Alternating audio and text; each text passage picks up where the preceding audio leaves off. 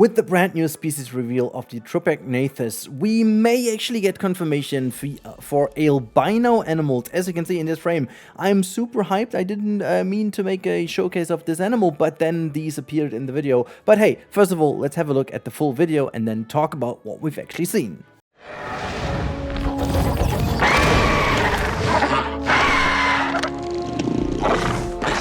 Meet the Tropeognathus, an eye-catching pterosaur, best known for its impressive wingspan and long crested beak. These striking flyers prefer small groups and need careful population management to keep stress levels low.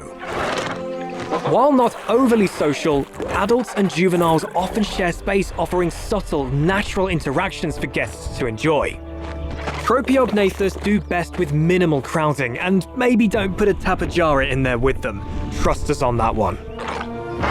Soaring, bold, elegant. The Tropeognathus can take your exhibits to new heights. Alright, we all have seen the video now, and now let's skip through the video. I won't go too much into all the background details and so on, in case you were wondering, because most of it we've already talked about. But we do have the Tropeognathus today as a showcase. Thank you, Frontier, again for giving me access a little early on so I can prepare this video for you. I've watched a couple of times. I wasn't expected to see something special, but then again, when we were watching the video, already in the first kind of shot over here, I was kind of confused what that baby looked like. And I first of all thought that was just like a baby, but in the background you can see also there is a different kind of type of a very bright looking, white looking dinosaur, actually Tropeognathus. I also checked, I mean obviously we don't have confirmation how they looked in real life, but I also checked a couple of images online, and I do assume that that one over here isn't. That seems to be just a skin variant, but if we go through we will see some other ones that definitely seem to be a little bit different, because they also don't have that kind of color morph on that little buck on front crest here, whatever that thing is called. But if we go in, you can see this shot over here for the baby. It looks very whitish indeed, but also like a little bit like actual albinos from bird species or so on would have their beaks and so on looking like. And you can see a direct comparison to the one that we saw earlier on the right hand side, which is a lot more brownish. That one over here is pretty white, so it wouldn't be too surprising, as Planet Zoo obviously has Lycethem and albinos and all these kind of different morphs, you know, in the game, as a special item to get. And you know, with now having the motivation to do breeding and so on, and getting special traits to the different generations, this makes sense that we would get such a thing like that and make them super seldom to have. Maybe that is the official confirmation. I haven't seen anywhere that this has officially been confirmed, but that one over here to me looks very suspicious. But if we go further, we get even a better look at one flying over here, which again looks super sus, because again, if we look at the beak in the front, there is not really color pattern or anything in there, and from the size, I mean, you know, it still is like a little one, so it could just be the juvenile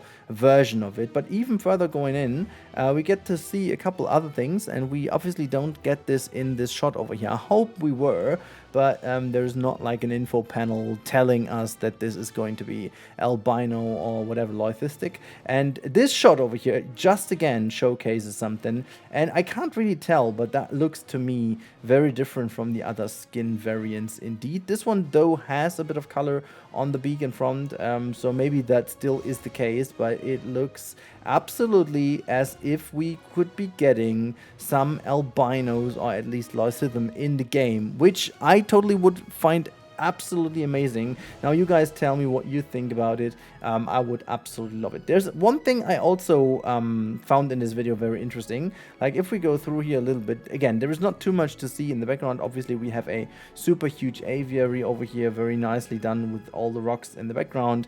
We can't really tell more. This is obviously like a desert map. We've seen that already. But if we go further, there's that one shot now where they fly through some of these arches in a second. Hold on, where was that? So it's kind of in this shot over here. So there you can see that.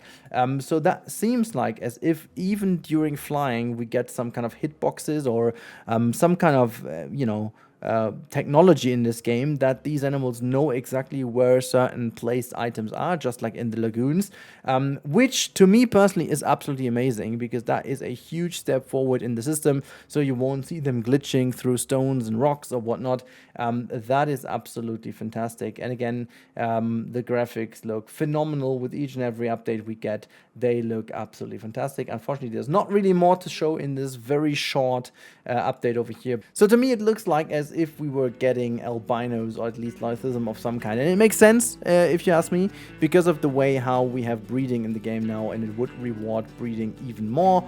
I would absolutely love that. And, you know, we have seen certain things via modding in the past already, so people were actually happy having it. And the more I look at it, the more I look at this one over here, I'm kind of very positive and confident that this is the case, and I can't wait to see that with other animals. Also, can we just say how big these fishies are? My god, these are big fishies.